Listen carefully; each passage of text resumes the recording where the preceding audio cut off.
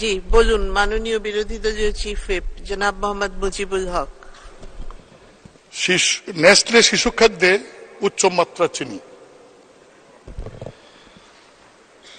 বিশ্বের বৃহৎ খাদ্য প্রস্তুতকারী সুইস কোম্পানি নেসলের সেরেলেক ও নিডুতে উচ্চ মাত্রার চিনির উপস্থিতি পাওয়া গেছে।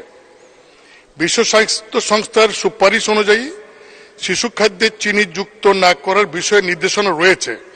এই নীতিমালা ইউরোপের দেশগুলির ক্ষেত্রে মানা হলেও ভিন্ন চিত্র বাংলাদেশ সহ ভারত এবং এশিয়ার দেশগুলিতে।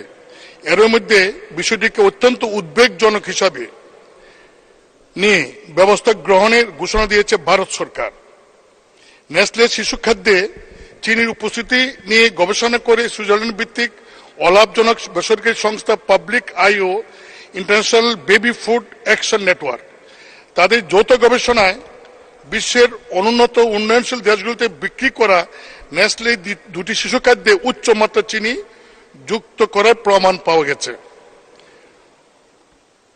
ব্রিটিশ সংবাদ মাধ্যম দ্য গার্ডিয়ান প্রতিবেদনটির সামনে আনে এবং প্রতিবেদনে বলে নেসলে আন্তর্জাতিক নীতিমালা মেনে ইউরোপের দেশগুলিতে সেরেলাক এবং নিডু তৈরি ও বাজারজাত করছে, কিন্তু এশিয়া, আফ্রিকা ও ল্যাটিন আমেরিকার দেশগুলিতে তারা সেই বিষয়টা আমলে নিচ্ছে না।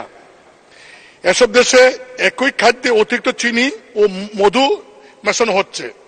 প্রতিবেদনে বলা হয় বাংলাদেশে সেরেলাক প্রতি 100 গ্রামে চিনি রয়েছে 3.3 গ্রাম, ভারত ও পাকিস্তানের পরিমাণ 2.7 গ্রাম, থাইল্যান্ডে 3.2 গ্রাম, ইন্দোনেশিয়া 3.8 গ্রাম। অতিরিক্ত এই চিনি ব্যবহারের কথা পণ্যের গায়ে উল্লেখ করছে না নেসলে। ভিটামিন, মিনারেল ও অন্যান্য উপাদান থাকলেও গোপন করা হয়েছে উচ্চ মাত্রায় চিনি ব্যবহারের কথা।